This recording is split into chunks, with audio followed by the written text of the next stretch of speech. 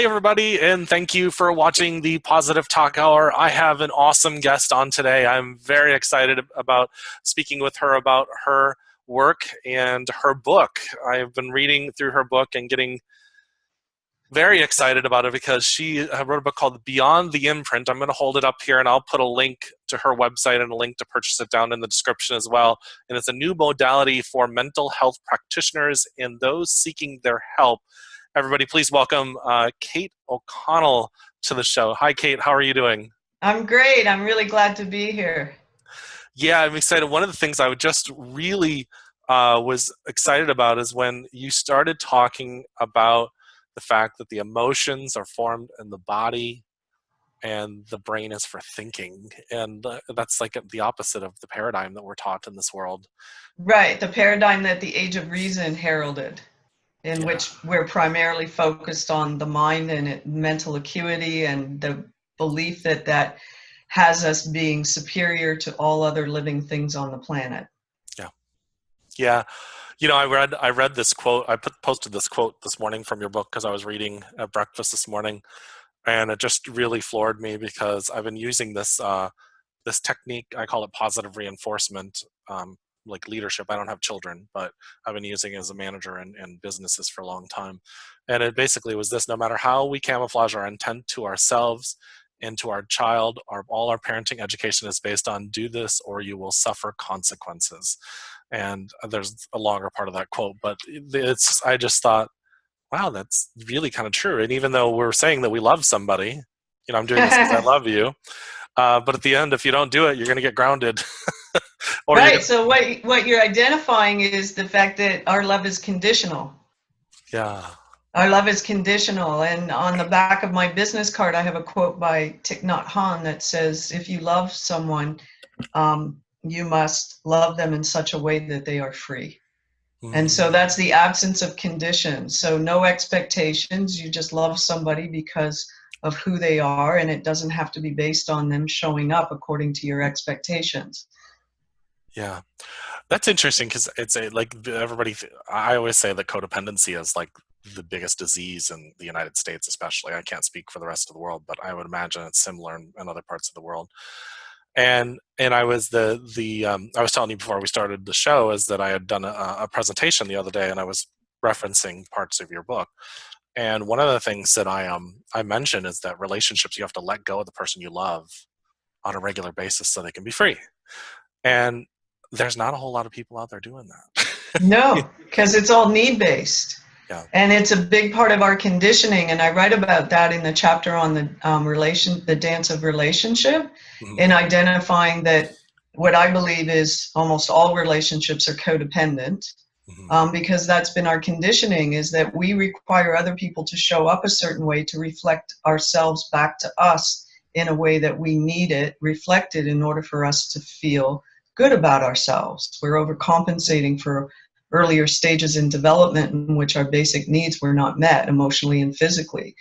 So whoever we end up in dancing with in significant relationships, we're unconsciously requiring them to show up a certain way and reassure us that we are in fact lovable. And when they don't, then we punish them in some way, shape, or form. And it's happening in all significant relationships until I help people become more conscious of the fact that this is the dance they're doing. So how do we, from your standpoint in your practice, how do we break this cycle? Because I was guilty of it. I still at times, even though I practice it, can be guilty of that attachment or expectations. You know, because we've been programmed with what you say. I can't pronounce the word schemas, I guess that's how Yes, schemas. And our schemas develop around experience. So schemas were developing before even the brain's prefrontal cortex was anywhere near developed, that allows us to process. It's our executive functioning and making rational choices and things like that. The limbic brain is the first part of the brain to develop in utero, and it's the prominent brain in early stages of development. And all it does is take in sensations from the environment. And so if you think about the fact that we're taking in information absent of our ability to process it at a mental level, it is all about feeling, it is all about sensations. And this, whatever we take in from our environment is encoded in the 50 trillion cells of our body. That memory is real and it's held in the body. Yeah. And so how we begin to get beyond the conditioning of our duality and our codependence is to first become aware that that's in fact what we're doing. So when people start to work with me, I just name that as being the primary impetus that's going on in the relationship. And we don't judge anything. We just acknowledge that we're just, all of us are showing up doing our best at any given moment. And most of what we're doing in terms of our perceptions, our beliefs, and our behaviors that come from those perceptions and beliefs are all being informed by our unconscious imprinting. So we just start talking about what we're been unconsciously at the effect of forever. And then I start teaching people how to think differently and how to respond differently that gets us beyond the duality of our experiences, including the codependent relationships that we're involved in. So the other thing you mentioned in the book, and I might get this a little wrong because I read this a few weeks ago, you talk about the DNA. Mm-hmm. I would even venture to say if we go into the metaphysical, it would also be the, if you believe in past lives or consciousness type of thing. Probably consciousness is a better word to say it. So you have all these things affecting the emotional state of the body on top of your schemas that you're talking about in this particular life. How do you work? I mean, obviously you just mentioned recognizing that that's an issue, you know, and then going beyond that, and I guess self-regulation, like Goldman would talk about with self-regulation of emotional intelligence. So. Right. So there's a lot of things that you just introduced the conversation. I'm realizing the best way for me to respond to that might be to just quickly, in a nutshell, speak about the modality. Because the actual modality is the paradigm shift. The actual modality takes us from our orientation of looking outside of us to get our needs met from the people in the environment to looking primarily inward and recognizing that we have to be able to provide for ourselves. And that needs to be developed, that internal mechanism that's not developed because of our conditioning to be looking outside of ourselves. So with the modality, what I've identified by bringing a lot of different branches of science together, pre and perinatal psychology, developmental psychology, quantum physics, epigenetics, all of those things inform the modality. And what I'm basically saying with the modality is that from the moment of conception, we inherit all of the memory from our respective DNA lineages. And the scientists in the field of epigenetics have recently been able to use technology to measure that going back 14 generations. That's relatively new. Oh. And in history, we know that often things are not accepted by the mainstream collective until we've been able to measure them. And we live in a very linear dimension, and we're now talking about things that are very nonlinear. Quantum physics has really helped bridge spirituality, metaphysics with science. And so if we start with conception and the understanding that we've inherited all of the memory of our respective DNA lineages going back, that speaks to intergenerational patterns. And that memory includes trauma. And then at the moment that we're implanted in our first environment, at the moment of conception, that environment being mom's womb, depending on mom's stress levels and what's going on in the environment that she's in and how she's responding to it is going to also be taken in at a very deep unconscious level. And then we're born.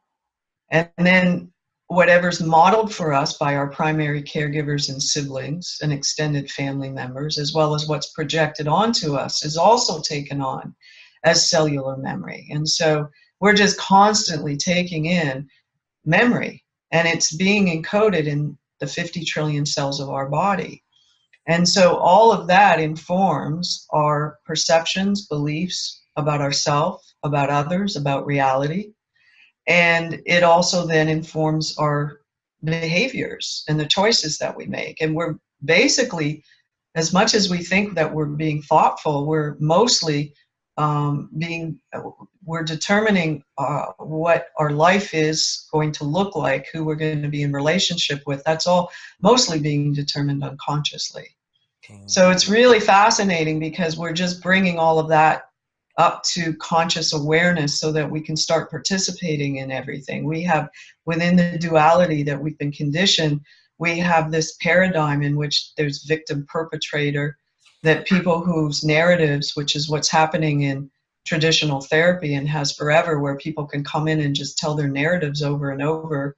And these narratives usually have a perpetrator victim component to it, in which the person that's in therapy is presenting themselves as the victim. So I help people understand that they've created their experience, and the exciting news is that they can recreate something very different once they become aware of what they've been unconsciously at the effect of. Yeah, that's really powerful when you mention that, because there's so many people that sit down with me for coaching and in their life, and they say, well, this is happening, this happened. As a coach, my job is not to do anything other than to get them to see their own truth, because I'm not a counselor. So right, they're actually very much participating in all the drama that they're complaining about. And if you think about it, and you can start tracking people's patterns, is we're all unconsciously in any given moment showing up, attempting to get our emotional, physical needs met in a way that they weren't met at much younger ages, that we couldn't even speak to, because how our brains had developed to those points, we wouldn't be able to make a reference in history and speak about it with any, to any depth. Most of what we're at the effect of, we have absolutely no conscious memory of. So the therapy that I do with Beyond the Imprint is not about going back in time and delving into all of the unwelcome things that we've experienced and the trauma that we've experienced. We just want to acknowledge that based on how you're showing up today, it's pretty indicative of certain things happening. I can pretty much tell somebody as to what would have happened to them, what might have happened to them, because of how they're languaging their experience as it relates to being a victim, and how much they need the other person to show up a certain way in order for them to feel okay about themselves and life in general, as well as their tendency to not be able to let go of the need to demonize the other in order to ensure that they have a different experience. That's powerful. It's really one of the things you bring up in here is that people are doing the best they can. Yeah, always at any given moment is showing up, and that's what the 4 agreements really. Everyone at any given time is showing up and doing their best. And I think that that's interesting when you talk to people about their parents and they're mad about their parents, and how they raised them. And it's like the thing is their parents did the best they could with what they had based on however they were raised and the experience that they had. But the truth is, the child, now that they're an adult, it's time for them to stop blaming their parents and do exactly what you're saying. Go inside and saying, well, how am I creating this world over and over again? So.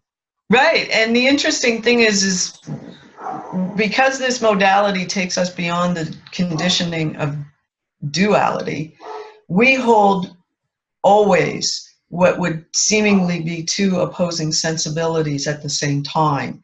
Well, it's not one or the other. So, when you sit with me, we can acknowledge that mom and dad doing their best really sucked from their perspective, from the child's perspective, and that mom and dad were doing their best. So we hold both of those sensibilities at the same time. They don't negate each other. The child can have an experience that is very challenging and very painful, and still be able to acknowledge that mom and dad were doing their best. And so we talk about that parents are always parenting from their unresolved imprinting, always. Right. And so if you have been significantly abused by one of your primary caregivers, you can absolutely know for sure that they were significantly abused by their primary caregivers, and so on and so on. There's no exception to that. So we're not asking children and adolescents to have that level of compassion and empathy because of just where they are in their identity formation. Right. So we mostly just acknowledge that what they're dealing with is just unfortunate, to put it mildly. But as we start to sit with the adult version of the children and adolescent, then we really do invite them to be able to let go of those judgments. So that, because the fact of the matter, they're probably also parenting their children from the same place that their parents parented. So, you know, it's just about widening people's perspective and getting beyond the right and wrong and the good and bad and how we've been programmed to believe and put everything into a neat little box. We kind of make everything really wide when we open up the black and white of the dualistic paradigm for people to be able to hold all of those sensibilities in the same space. So it's kind of profound. It is, and you bring up some really strong ideas here, because most people are stuck in this victim mindset. And you even bring that up in the old model you talk about. You know, you mentioned a few minutes ago. Let's say that there's a woman that was raped, and then modern therapy just has them talk about that over and over and over and over and over and again, or even have them relive it. Some modalities have them relive it. And I've never felt that as an energy healer that's necessary. All we have to do is get into the energy, you know, as that's from an energy modality standpoint. But then you bring in that they have to go back and they have to look at, and that's a hard concept for somebody that's a victim of that, to say that that man or that woman that committed that act was doing the best that they can. And right, and it's not, that wouldn't necessarily be a focus if I was sitting in front of the rape victim, but we would be talking in terms of the best way that they could empower themselves despite having been horrifically abused and traumatized, so that they don't stay stuck in their victimhood and victimology. Because saying the narrative, telling the narrative over and over again actually reinforces the imprint. The imprint is very real. And so, you know, the invitation is to help them recognize that they can get beyond it, and that and it doesn't diminish or negate what they experience. We're not glossing over it by any means. But the fact of the matter is, for somebody to perpetrate on somebody in the way that they would in this type of scenario means that they were perpetrated on as well. And so this is all, so, you know, if we could just, what's exciting about this modality, and I may be jumping ahead a little bit here, but I've come to understand, because of the demographics that I've sat with over the 8 years that I've been stitching this together, that the adolescents and young adults are incredibly receptive to this modality. And I've started to recognize that in working with them in a very short period of time, a whole lot gets shifted. 8 sessions, and I've got a different kid sitting in front of me. So I can actually start talking about this modality as being the missing piece in mental health counseling, because more than 90% of therapists won't work with adolescents, and those that do aren't particularly effective, which is why we are now undergoing the largest social experiment in history, in which we're medicating the brains of our children and adolescents without any longitudinal studies that have not been funded by pharmaceutical companies to show that there are no negative repercussions on the brain. And I know for a fact that there are. So if this were used exclusively to work with adolescents, it could change a whole generation. And if you think about it in talking about imprinting, then we're not just talking about changing the thoughts and the perceptions of the adolescents. We're talking about changing everything at the cellular level, which means that their children do not have to inherit the trauma from their DNA lineage that they did. I mean, it's that profound. Yeah, don't they say that it's what you're talking about. In some ways, they call it generational post-traumatic stress. It is, and we have a collective post-traumatic stress that's going on because of just what's happening in the collective, what's being held in the collective that has been suppressed. We are in a paradigm shift. So you know, I have a chapter on the shadow, I think it's called Only the Shadow Knows, and it's touching in on Jung's, what he contributed. One of the major contributions that he made to psychology is understanding our shadow material, which he learned from the indigenous people that he hung out with for a long time. And so we have, all of us, shadow material, and the imprinting is part of the shadow material, and we are unconsciously suppressing it. And it's a huge split that we are walking around with that needs to be integrated. So that's another major focus that I do in the work that I do, is we bring all of that shadow material into the light, and I help the individual integrate it so that they aren't, because all of these judgments that we project onto the other are coming from our own judgments about the self that are all coming from this shadow material. So this is all about integrating the aspects of us that have split off in response to the traumas that we've experienced going back to the beginning. And in doing so, we're integrating our shadow material. So we're all carrying certain degrees of self-hate, self-loathing, and we can talk about it in a lot of different ways. It informs all sorts of things that we're attempting to compensate for unconsciously in how we show up in the world and in relationship. So the modality takes us back again to a complete reorientation of 180 degrees, where we stop looking outside of ourselves and identifying that that's what's getting in the way of us having our desired experience, and we focus primarily on the self.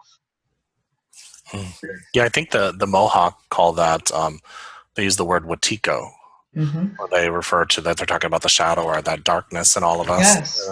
And that's the part of us that's in that duality consciousness. It's like, Yes. that quote I just mentioned from your book that I put up on Facebook, there's already parents arguing on there, and I just kind of smiled, and they're arguing, no, there's some times where you have to give discipline to a child, and Nope. I'm Nope. like, no, there's really Nope. not. I'm like, Nope. and they're like, well, what if, and they said, well, what if we don't restrain the child? And I'm like, well, The languaging is perfect. Just have them pay attention to their languaging, really. Control and restrain. Why don't we just put them in handcuffs and stick them in a room, and then we can just reassure ourselves that nothing bad is going to happen, because that's essentially what's coming from these identifications. Or if we build trust with the child up to that point, when you can say, hey, what you're doing right now is really disruptive. Could you do me a favor and come here and sit down? Or how do you think this is? You can ask them the question. How do you think this is being presented? And how you empower them and stuff like that. And well, what's really interesting and what you're touching in on is that the only appropriate way to raise a child, if you want a healthy child, is to let them lead. And it's counterintuitive to how we were raised, therefore how we were taught, how we were conditioned, how our parents were conditioned.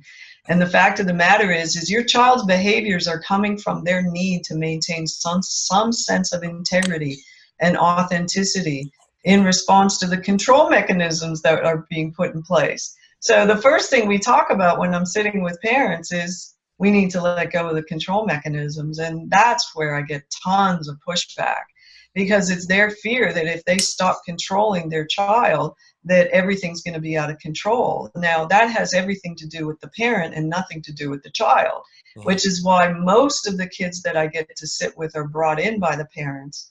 And the narrative is, if you fix Johnny, then we'll be okay. And I always wait till the end of the session to say, well, so here's the deal. Johnny's the healthiest member of the family, and I need you and your husband to come back and sit with me. And that will get their attention. But eventually they start to understand. There is a lot of resistance initially because it just is so counterintuitive to all of their unconscious conditioning. But my mantra with these parents is go wide, go wide. And there will always be a period of destabilization. It's a very short period of time because you're transitioning into a whole new paradigm of parenting. But if you can ride that out, and depending on the age of the child or adolescent will indicate, how rocky that might be for a couple of weeks. But if you can ride that out, then you're in a totally different place. The child came through us. Our children come through us, but they do not belong to us. They came here to have their own journey, and we need to stop telling them what that's supposed to look like, because when we do, we're essentially just projecting onto them all of our unresolved stuff that, as it relates to what was projected onto us in terms of expectation and what the story of success is and how we needed to get there and blah, blah, blah. Yeah, it's really, when you diving deeper into this, it's just really profound, because it's like, I started with this, not something similar to this, probably like 10 years ago. And I had already kind of reading about something, just kind of pondering it myself. And a friend of mine who is a psychiatric social worker had started saying, psychology and social work have it backwards. Like, it's all backwards. It's Completely upside down. backwards. She said it's upside down, and she started teaching me what she had seen. She had a near-death experience and went through this experience. And something happened in her that said, everything I've been doing is upside down, including with my own children. It is upside down. And And so, the whole systems are created around that paradigm. And so it's all going to be breaking down in order to do the shift. And we're seeing it because those systems are held in place, not just by our conditioning, but also the funding that they receive in order to be able to provide services. And we're starting to see that that funding is just, gradually going away. And they're having a harder time meeting the needs of their clients. Not that I ever felt that they were doing it in a way that was particularly effective, but their ability to even continue to do that is getting more and more difficult because of the lack of funding. And that's been going on for the whole 12 years that I've been participating in this profession. We want our children to tell us who they are. My son came to me when he was 3.5, possibly just shy of 4, and started to talk about remembering being born.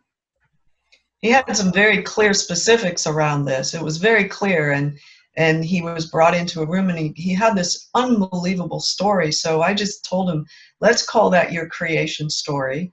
And from time to time, I'm just going to keep asking you to tell me that so you don't forget it. I'm not adding anything to it. And when you're old enough, I want you to draw it. And I ended up being drawn to go listen to a gentleman named Daniel Brinkley, who you may have heard of. Yeah. And he started talking about when he died the first time, being taken into a room. He starts describing the exact same room that my son described to me when he was just shy of 4 years old. And at that point, my metaphysical seeking and my spiritual seeking began. And because I was being introduced to phenomena that you could not negate, you could not ignore, you can't make this up. And that's how I started to do my own studying. I spent 5 years with a Cherokee medicine woman and shaman up in the Adirondacks. Came down from the mountain after 5 years, got my degree in psychology, and I've just been sort of synthesizing all of my training so that I could span as much as I could span in order to be able to meet the needs of the people who seek me out. And so I sit with people. I've created this modality. It's creating profound changes in people's lives, and I'm doing energy work on them. And I've now created a nonprofit that provides the educational and health platform that will allow this modality to evolve to its fullest capacity, which I still believe more and more is going to be the key to working with adolescents, so we can get these kids off the amphetamines that our society seems to think is appropriate to put them on. Yeah. That's interesting you bring that up. What you're talking about. I have a friend that is a psychiatrist, and she had an awakening and a few years ago, and she said, and what happened is that she was sitting there with a patient, and psychiatrists they're not even allowed to counsel. So I know. and she goes, they spend the appointment's supposed to be for 15 minutes, and it's more like the companies that she worked for wants them done in 5. And Yep. so they come and sit with her, and she assesses their medications, and she goes, and then what do you do when an angel's standing behind them and says they don't need this medication? So, well, the first thing you do is don't share that with anybody else in the room. Right. She says, and because of my medical license, I'm trapped. And then she goes into this whole, you can either go into private practice and then your quality of, and then you could give quality of care, or there is quality of life for the practitioner. And she goes, it's this whole dualistic paradigm Right. that we set therapists up and doctors up to fail in, and so Correct. so it's even in a, for them, the practitioners, it's really difficult. So it's really refreshing to see that you've broken into being able to do this modality and not be, you know, hindered in it. I'm sure that there was a rough road on the way there, but it You seems. think? Can I talk about that Yeah, a little? absolutely. I was getting ready to get into that. That would be perfect. So. Shortly into private practice, without realizing it, I was hiding as it relates to all of my imprinting around in this lifetime and other lifetimes of it not ending well for me when I opened my mouth and said something that the collective wasn't ready to hear. So I'm working in a space on the historic downtown mall in Charlottesville over Timberlake's Pharmacy, and you could not find me if you didn't know where I was. It was like something out of the beginning of the original Get Smart series, where there was a series of doors and stairwells that you had to go through, none of which were marked. It was just amazing. And I go to the mailbox one day and I open up a letter from the Mental Health Counseling Board in the state of Virginia identifying that I'm now being investigated for practicing outside of the scope of my licensure, and it apparently warranted a senior investigator. And UVA Child and Family Psychiatry, which is the entity in Charlottesville for mental health, had identified that I was practicing outside of the scope of my licensure, and they referred to an essay on my website, which is now the chapter in the book called Normal. And it starts with a quote from Aldous Huxley, and then I sort of expand on that, and that's when I first started naming that we have undergone the largest social experiment in history by medicating our children and our adolescents without any studies that show that it's doesn't have a negative impact. So I knew that my response was critical because I had already started working with the modality that I was stitching together. And I understood that our response to the stimulus was going to determine whether we began to dissolve the imprint or whether we reinforce the imprint. So reactivity and defending ourselves reinforces the imprint. So you want to get to a place where you can create enough space where your response is neutral. So that I knew, I'd figured that much out. So I sat there and I waited. And I looked around and I saw the massage table where I do energy work on folks, and I saw the 100 bottles of stock desert flower essences that I make custom blends to help dissolve the imprints. And I thought to myself, you know what? According to the Mental Health Counseling Board, I am practicing outside the scope of my licensure. So there is no need for me to defend. So I waited 24 hours so I could be sure that my response would be completely neutral. And I called up the investigator, introduced myself to her, and I said, so here's the deal. I'm going to drive to you in Richmond and I'm going to hand deliver you my license because I cannot participate in a system that's so easily manipulated. And I believed it. This wasn't sort of me with my middle finger up in the air or an FU to the systems, which I had always been, really good at doing based on my judgments about the systems.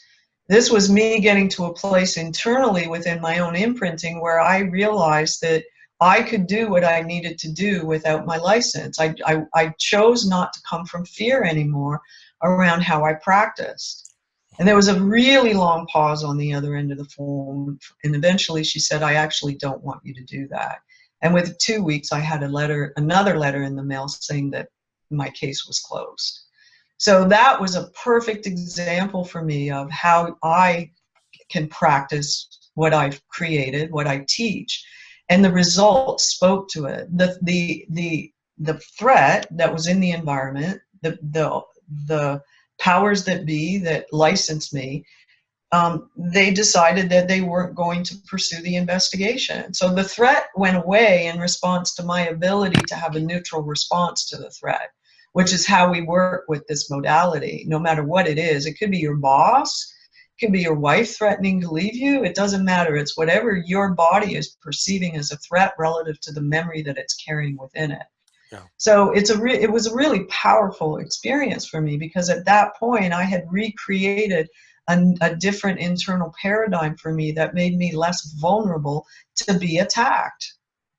And so in working at this level, I've gotten to a place where I'm bringing a very new and radical paradigm into the collective consciousness that I personally would not have been able to do had I not been working on my own cellular imprinting that was vibrating in fear around it not ending well for me if I brought something forward that people weren't ready to hear. So this is a perfect example of working consciously with your own stuff in order to have a different experience, which has allowed me to actually become way more visible and talk about it on the radio, about the fact that now I'm not hiding anymore, and I'm still here, and I'm still licensed. So I'm getting more and more excited and more motivated about how profound this material is, and the receptivity is increasing around it. And so there is a momentum, and it's evidence that we are getting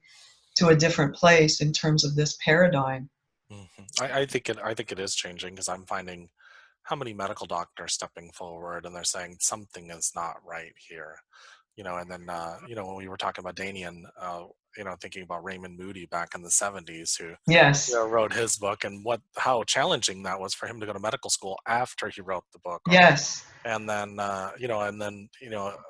psychiatrists, like I tell you about, there's another therapist that's she now in her practice has a angel cards in her office, and so if the person feels moved, they go and they grab the angel card, and she'll read them the meaning of it out of the book, before they start their session, because she says what it does is it relaxes them into feeling okay about experiences that they're having, and then just starts to build this trust. And so it's I think that I know I'm watching it happen, and I think also the duality consciousness that we're talking about is right now, because people are starting to wake up, it's starting to push more buttons, and we're starting to see more arguments and stuff like that on social media because we're pushing those limits, I guess. Right. So, yeah. And when you talk about the cellular level, that really just makes me get excited, because I've always thought it's what is it? Debbie Ford said, everything is like beach balls underwater. Eventually that cellular stuff is going to just pop up like a beach ball. It does. So. Yes, and it does. And we're seeing it actually in this shift. Again, we're talking about there is destabilization as this shift occurs. I see it happening in individuals, and then I see it happening in the collective. And so that's what we're experiencing, because the two, the fundamental split is becoming more and more and more extreme as it's coming up. As those two beach balls are coming up to the surface, the expressions are becoming more and more extreme. And then eventually they become so extreme that they start to sort of represent each other.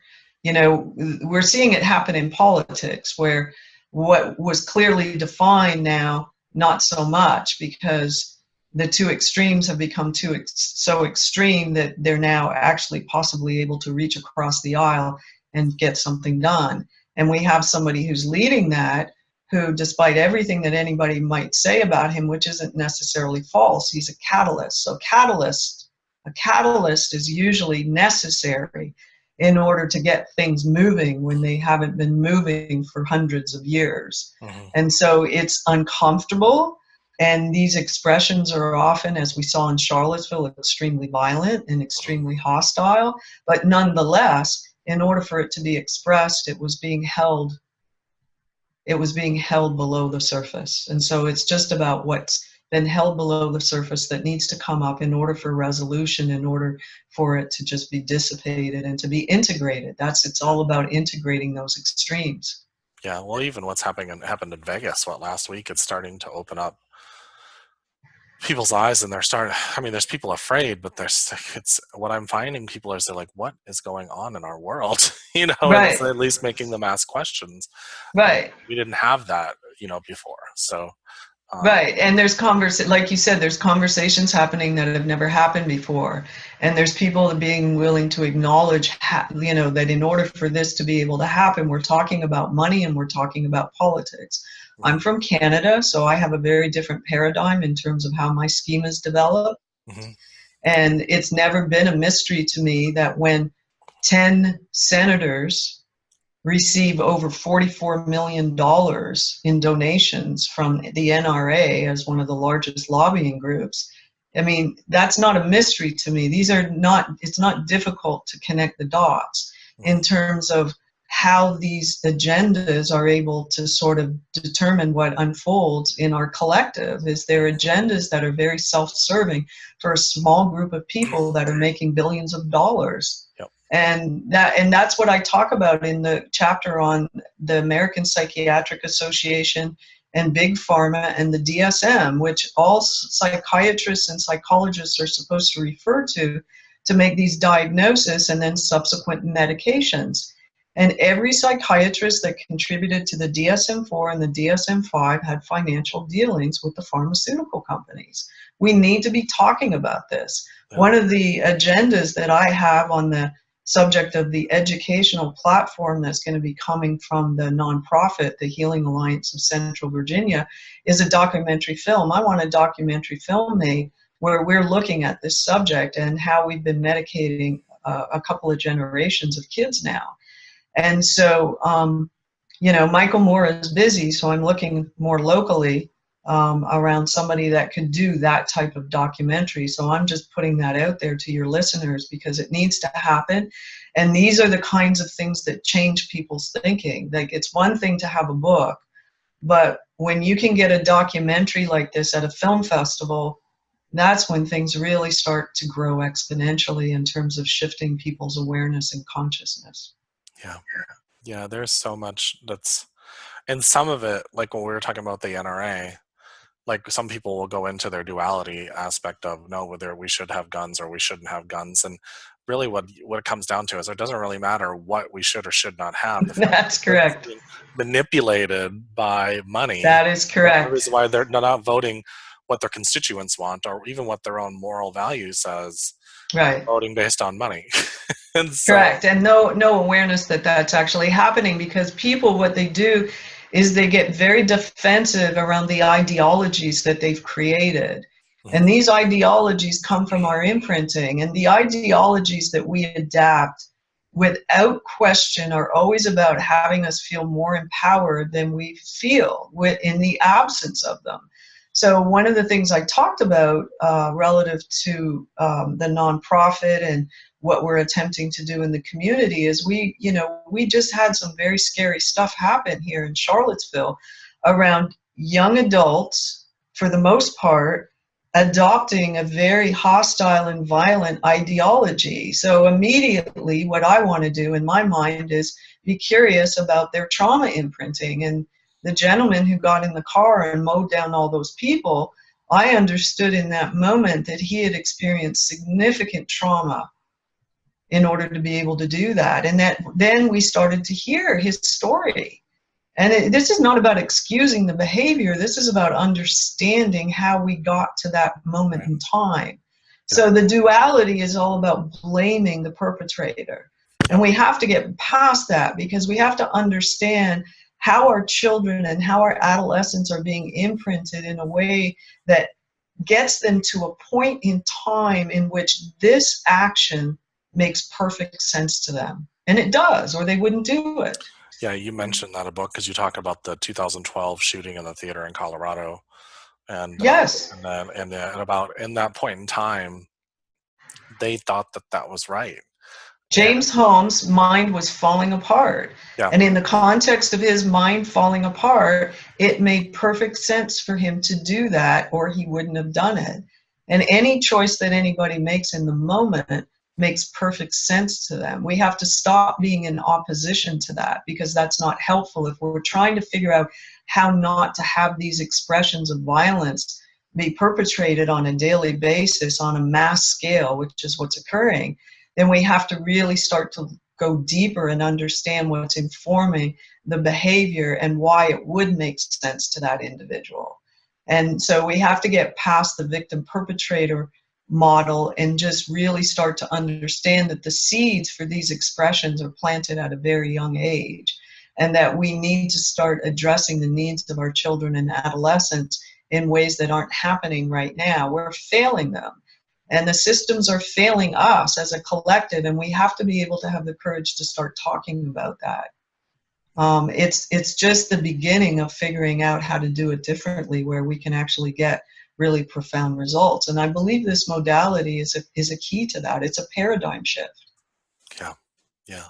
What I wanted to jump into, and I usually have this pulled up, your website. Is it, what is your? So the personal website is my name backwards. So last name first, O'Connell, OCONNELL, and then KATE, Kate.com.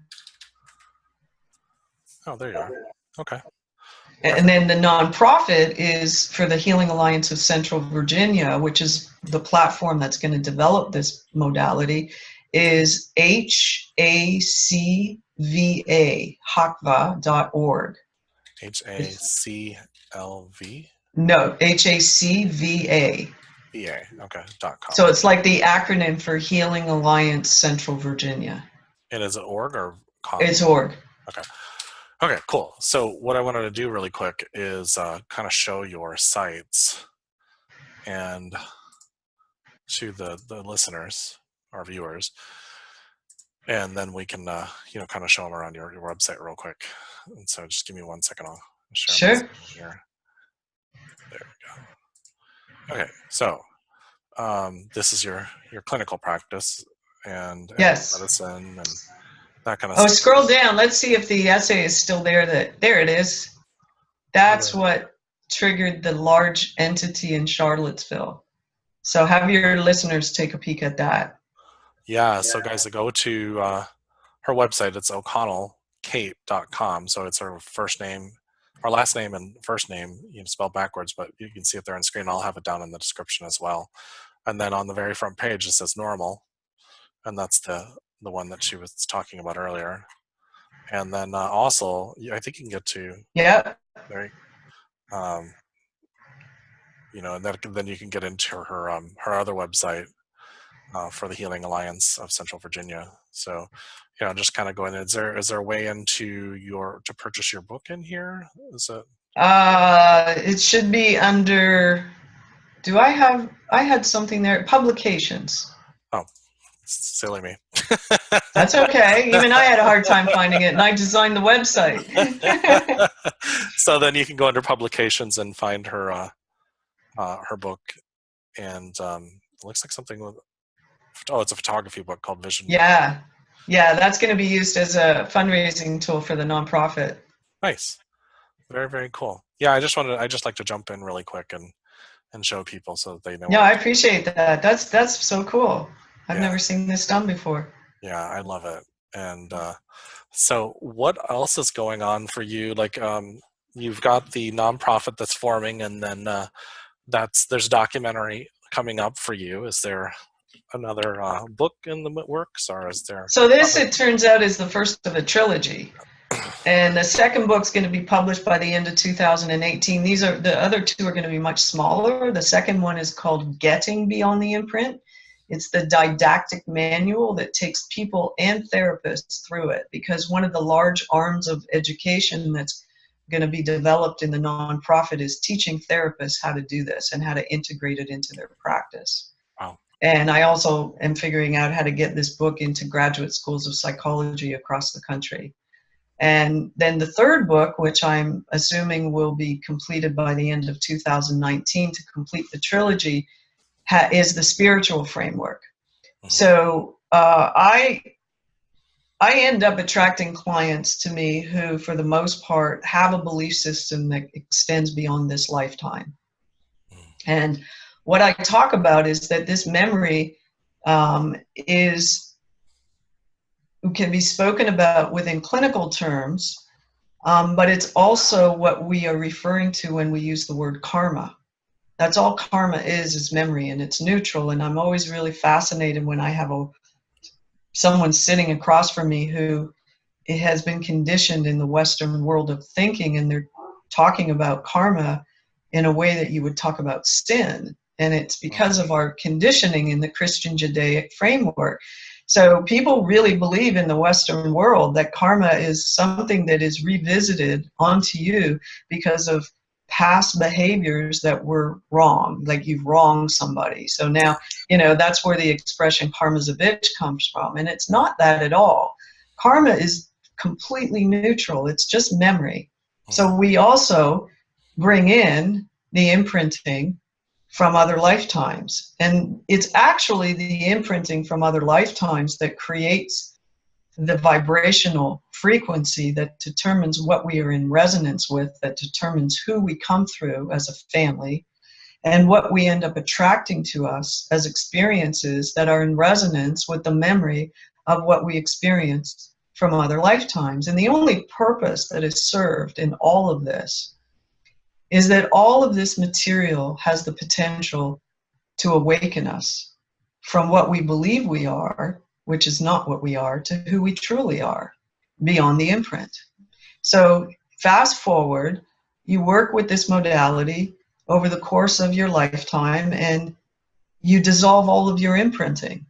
If that were to happen at that moment, you are now self-actualized and enlightened, because that is what determines whether or not you're enlightened or not. People who have become enlightened have gotten beyond all of their imprinting. And it's really profound. And I have had experiences because of my seeking and my training and all the transmissions that I've received from very high frequency beings, just sitting with them, as well as what I've learned and done in my training in energy medicine systems, in which I have these experiences from time to time that are quite profound. And I actually had an experience once in which all of what I would call initially the veils dropped, and I had an experience while interacting with someone where for the first time I truly saw them and understood that I had never truly seen them, because what happens with our imprinting is it actually acts as a filter.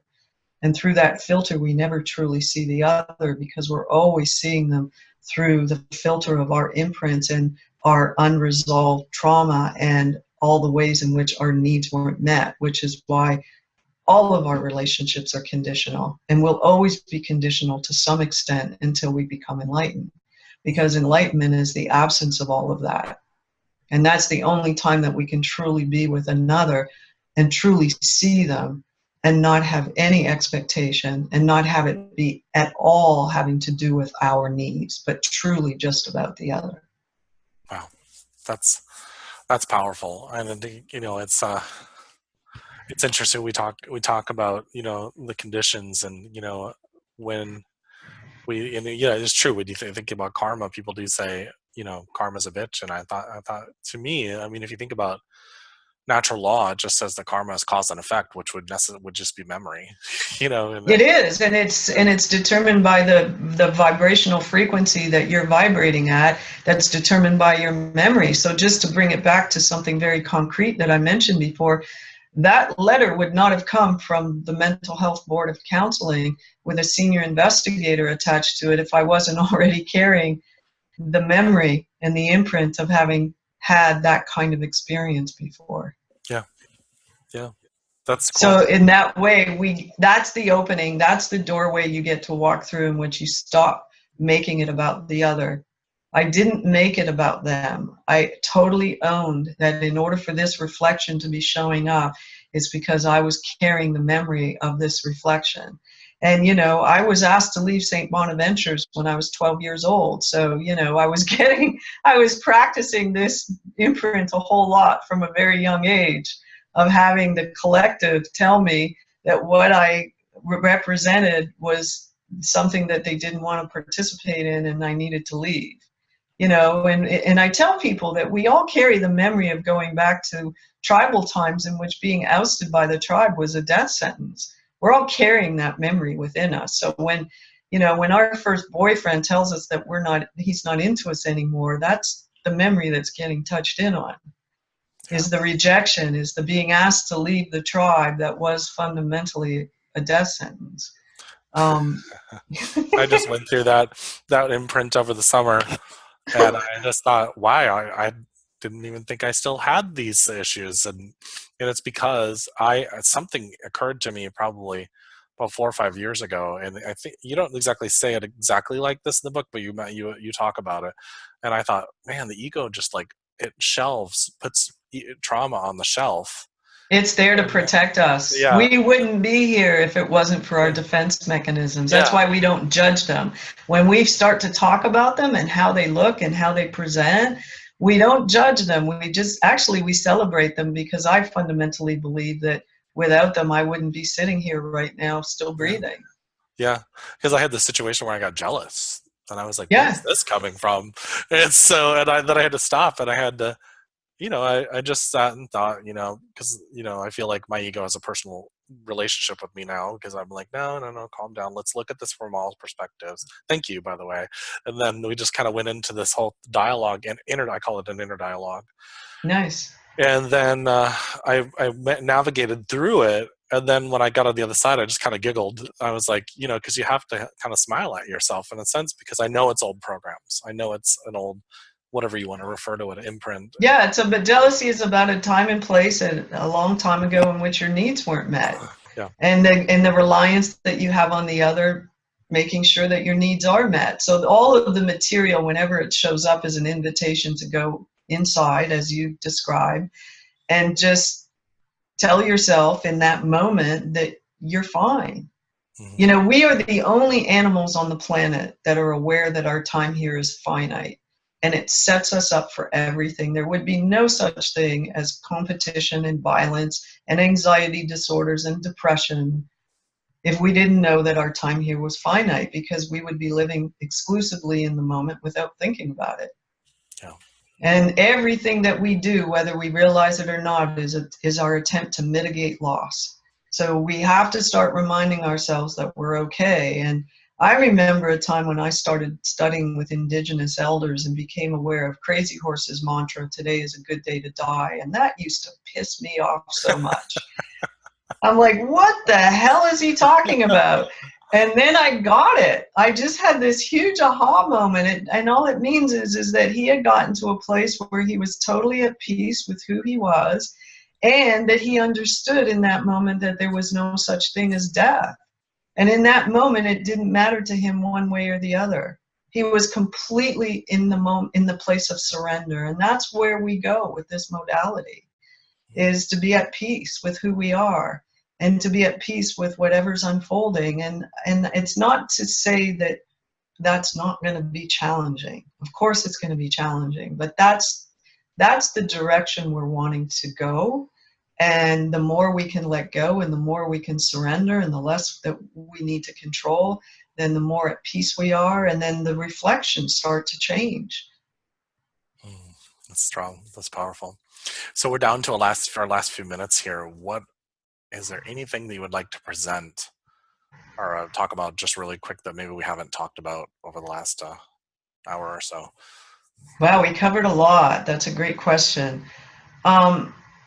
It's the opportunity for people to become more mindful in the moment of what it is that they're engaged in and at the effect of, and to really understand that they have complete control over their response to it. And their response to it is the key relative to what happens next. So I teach people how to hit the pause button.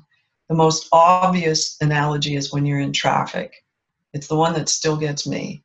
And somebody cuts you off and you have an immediate reaction that's usually not very kind or loving. And it's because it's touching in on a time and place in which your survival health was hanging in balance unconsciously. So just know that, and then hit the pause button if you can. Know when your adrenals become activated. Know when you go into fight or flight. And know certainly when you start to defend yourself with the middle finger up in the air or whatever comes out of your mouth. And know that's you just defending yourself at another time and place when you were much younger, in which your survival was hanging in balance. And you can actually train yourself to have a very different response, a more neutral response. And the more that happens, then the more your whole physical body changes. And supporting the physical body is a key to this, so that you're not depleted and diminished. And the more you practice this, then the more the reflections will become much more benevolent and much less threatening. And that's actually true, because I am living the modality and have been for some time. So I'm able to actually speak to it from a personal experience as opposed to theoretical. Wow. Very cool. Well, thank you everybody for watching. And Kate, it's been a pleasure having you on the show, and I'm sure we'll have you back on at another time because I hope so. It was great. thoroughly enjoy your work. So everybody Thanks check so out much. the website, and it's going to be down in the description. And everybody have an amazing day.